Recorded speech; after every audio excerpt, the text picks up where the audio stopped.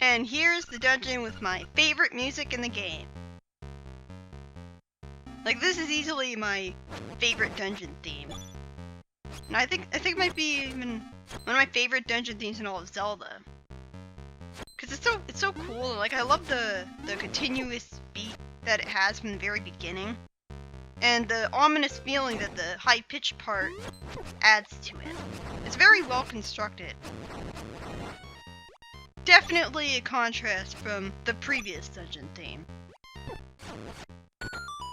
And yeah, right after completing a water dungeon, we go straight into another one. That's good design.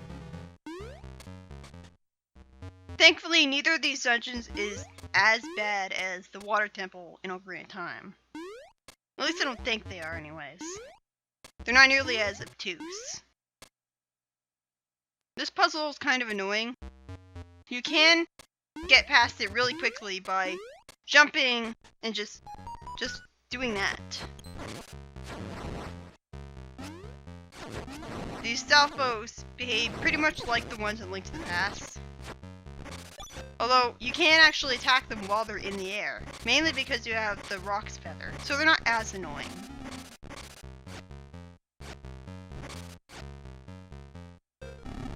This puzzle is pretty simple, pretty easy to figure out. You just push the blocks so that they make a square, and then you get a key, and then you backtrack. There's a lot of backtracking in this dungeon. You have to kill 40 enemies. You have to kill 40 enemies to get a piece of power. So it's not an entirely random drop. You can kill the first boss, Moldorm, in 2 hits if you have the piece of power at that point. Which is pretty cool. So it's not entirely a random drop. It is sort of affected by how many enemies you killed since you started out the game.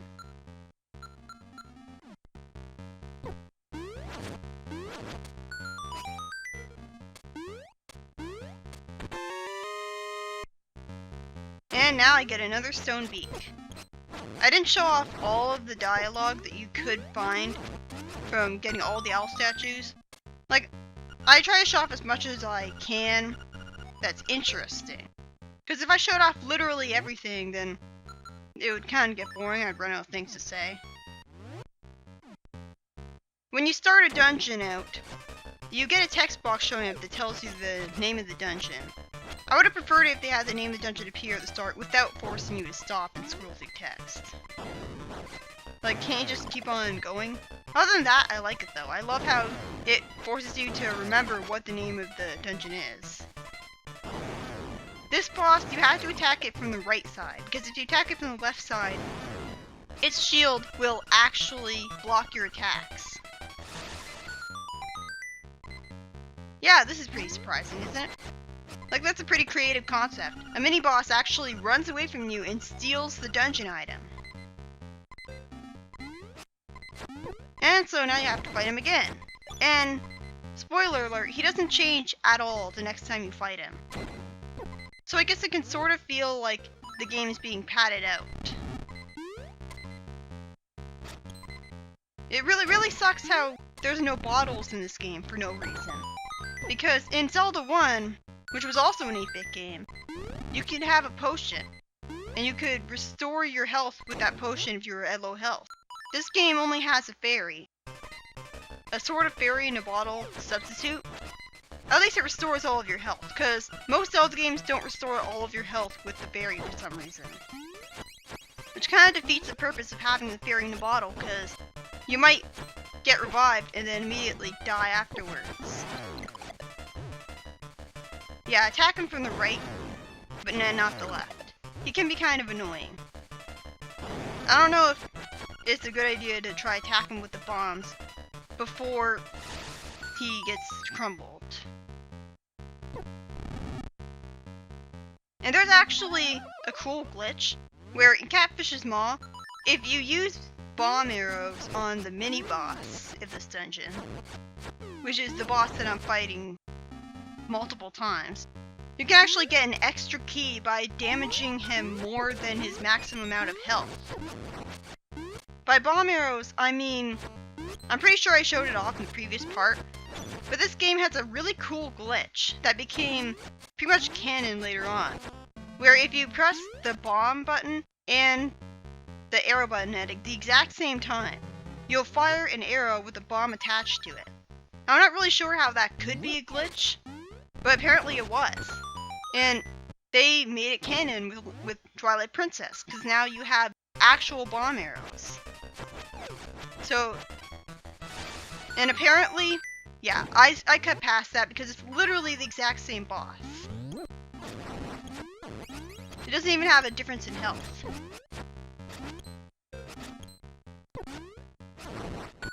You can actually make the whiz robes of this game a lot easier by just using bomb arrows, but that hadn't occurred to me at the time. I was just doing what the guide said to do. And here's a really convenient thing about the Mambo's Mambo. If you play it in a dungeon, you warp to the entrance of the dungeon, which is really convenient for dungeons that force you to backtrack. The reason why I'm not cutting past this boss is because he has more health than he normally does, because this is the final one. I wish that you warped to the entrance of the dungeon instantly, like you did when using the mirror in Link to the Past. I don't know why it has to take so long to warp you to the entrance in this game. Other than that, it's a really convenient addition. So, you finally beat the boss. It's pathetically easy, although kind of annoying.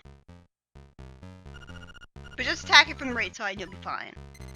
And look, they spelled hookshot with the space again. Always weirds me out seeing that. Yay, rupees that I don't need because I've already gotten the bow. Yeah. This game, once again, has the problem of useless rupees. And it has some pretty creative puzzles with the hookshot. Like, you use the hookshot to bring down a bridge. Do they ever do that again in Zelda games? Also, the bridge returns to its normal position after you leave the room.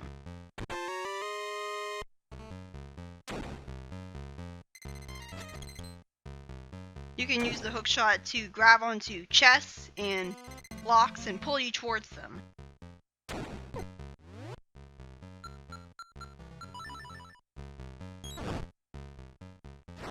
And you can just create fairies with the magic powder sometimes.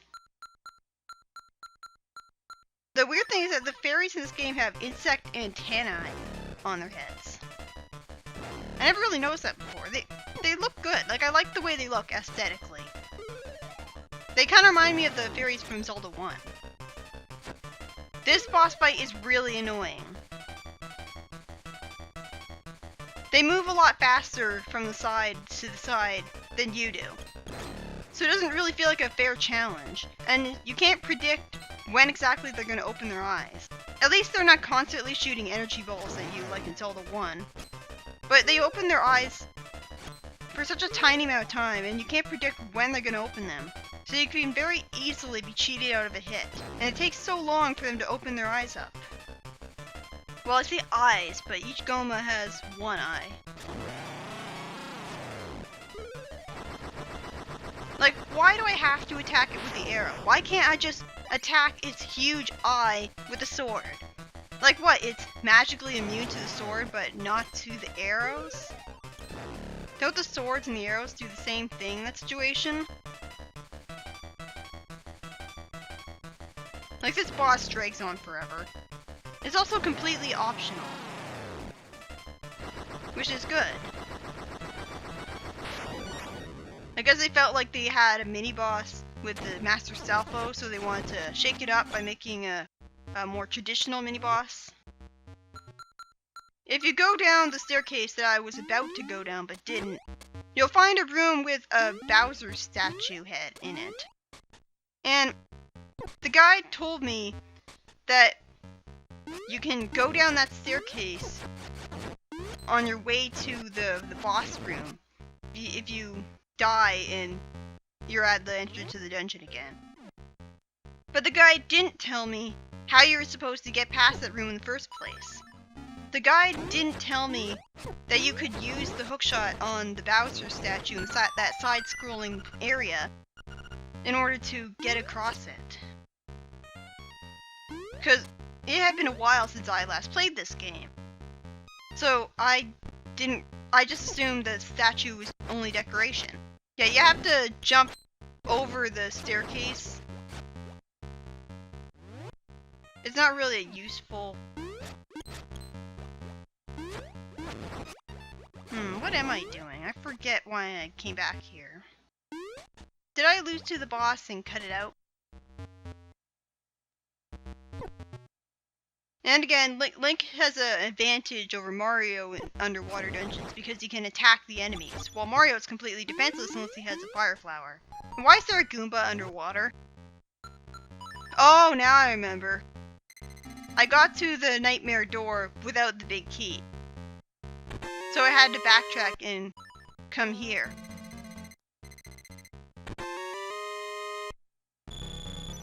Again, I just love the music of this place. It's awesome.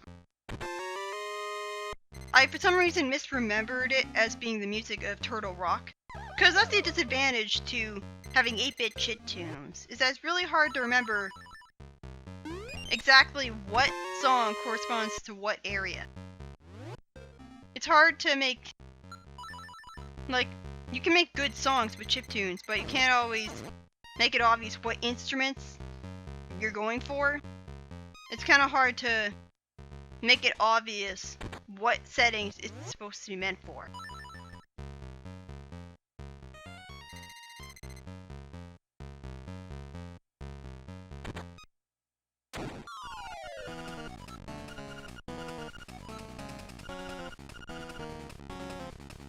See what I mean about the boss dialogue being annoying? Who talks like that? I hate this boss. Like, this is easily one of the worst bosses I've ever fought. The tail will always move in a clockwise direction. So it's not like it's unpredictable. What is unpredictable is how exactly it moves.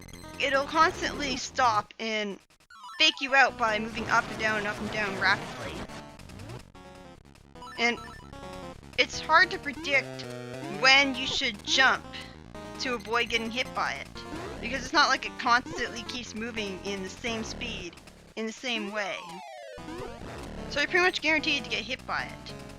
The boss peeks out of holes from a completely random hole.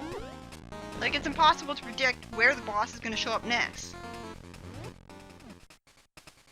It can be really annoying when sometimes you pull the boss out of the hole, and instead of being able to attack him, you'll pull him out of the hole, and he'll explode. And he'll move around like Moldorm, and then he'll explode. At one point, that happened to me 3 times in a row. Yeah, I died there. And here's the trouble that I ran into. I hadn't played this game in a while, so I had forgotten that you could use the hookshot on that Bowser statue to get up there. And the guide did not tell me about that. You don't encounter a Bowser statue like that again until Turtle Rock. So, how was I supposed to know what I was supposed to do there? I know it's a dungeon where you get the hookshot, but it's not like it has a very obvious hookshot target on it. It doesn't look like something that you can hookshot. Because it looks like it's like made of metal that you would not be able to dig your hook into. This boss drags out forever and it's cheap. Why does the boss have to deal touch damage when you inevitably are inside it because you pull it towards you and are ready to attack it? And one other thing that makes the boss annoying is that, well, in Link to the Past, you were invincible when you were using the hookshot. But in this game, you're not. So you use the hookshot, but you don't avoid damage from this enemy. I tried to jump over it and I somehow still got hit. What the hell?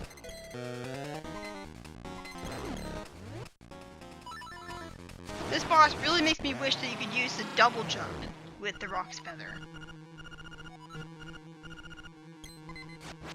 Why is he laughing when he's about to die? That's kind of a weird reaction. I like how the boss fights give you hearts. The boss fights restore your hearts after you kill them as well. That's really convenient. Another thing I love is that I love how when you get a musical instrument, then you actually hear it play a part of the Ballad of the Windfish. It's a perfect triumphant jingle to end off a dungeon. And with that, I'll see you in the next part.